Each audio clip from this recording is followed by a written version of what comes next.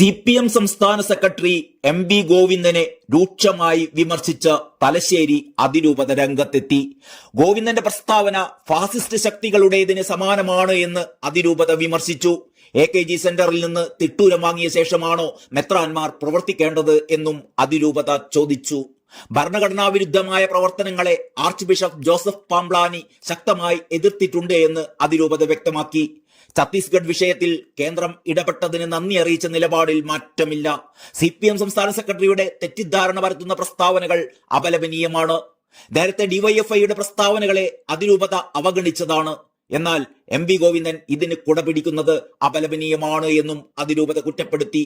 അവസരവാദം ആപ്തമാക്കിയത് CPM സംസ്ഥാന സെക്രട്ടറിയാണ് എന്നും സ്വന്തം പാർട്ടിയെയും മുഖ്യമന്ത്രിയെയും വെട്ടിലാക്കുന്ന നിലപാടാണ് ഗോവിന്ദൻ സ്വീകരിച്ചിട്ടുള്ളത് എന്നും കൂടി അതിരൂപത അഭിപ്രായപ്പെട്ടു. സ്വന്തം സ്വഭാവ വൈകല്യങ്ങളെ മറ്റുള്ളവരെ വിലയിരുത്താനുള്ള അളവുകോൽ ആക്കരുതെന്നും പ്രസ്താവനയിൽ പറയുന്നു. ഛത്തീസ്ഗഡിൽ അറസ്റ്റിലായ കന്യാസ്ത്രീകൾക്ക് ജാമ്യം ലഭിച്ചപ്പോൾ arch bishop Mar Joseph Pamplany കേന്ദ്രത്തിന് നന്ദി അറിയിച്ചതാണ് ഗോവിന്ദന്റെ വിമർശനങ്ങൾക്ക് കാരണമായത്.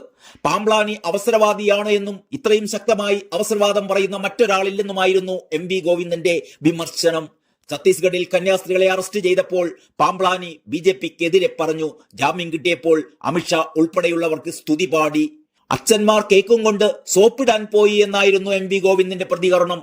ഇടയ്ക്കിടക്ക് വരുന്ന മനംമാറ്റം കൊണ്ട് ക്രിസ്ത്യാനിയോ മുസ്ലിമോ കമ്മ്യൂണിസ്റ്റോ രക്ഷപ്പെടാൻ പോകുന്നില്ലെന്നും ഗോവിന്ദൻ വിമർശിച്ചിരുന്നു.